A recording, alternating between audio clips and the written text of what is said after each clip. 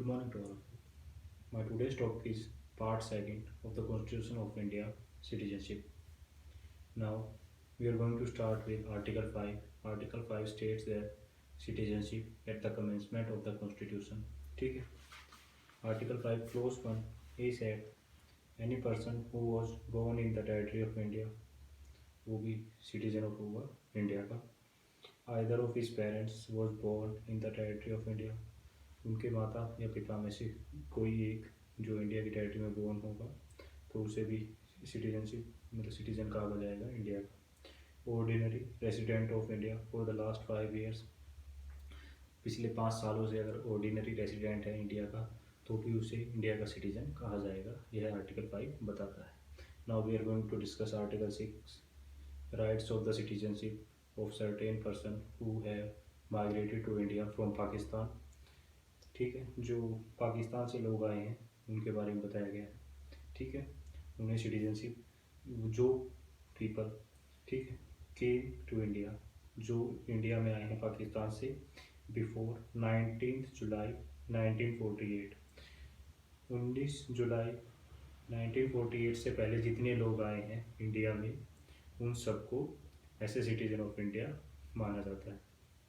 Now we are going to discuss article 7 rights of the citizenship of certain migrants to Pakistan. ठीक है, those who came to India on or after 19 July 1948.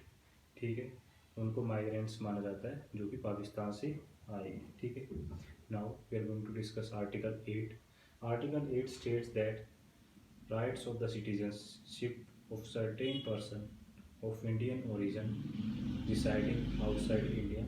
ठीक है, person of the Indian origin residing outside any such person would be deemed to be a citizen of India by making an application. ठीक है, person जो कोई भी Indian origin है ठीक है पर बाहर रहता है, जैसे इंडिया में बोर्न हुआ लेकिन बाहर रह रहा है. ठीक है, तो जो भी ऐसा पर्सन होगा वो सिटीजन ऑफ इंडिया कहलाएगा.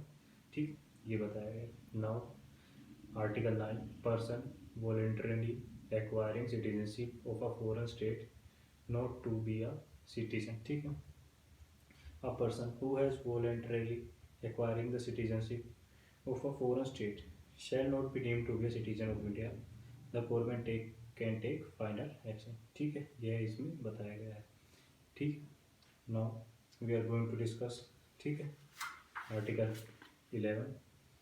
article 11 states that article 10 continuance of the rights of the citizenship. ठीक है, यह हमारा आर्टिकल 10 बताता है.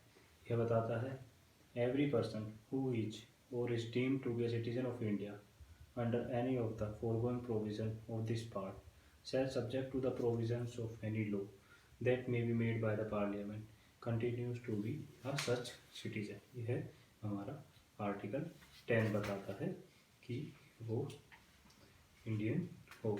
ठीक है, now we are going to discuss article 11. Article 11 says that parliament to regulate the rights of the citizenship by law. Nothing in the foregoing provision of this part shall derogate from the power of the parliament to make any provision with respect to the acquisition and termination of the citizenship and all other matters relating to citizenship. ठीक है, parliament को कोई रोक पाएगा. Parliament चाहे तो citizenship को लेकर लॉ बना सकती है, रेगुलेट कर सकती है.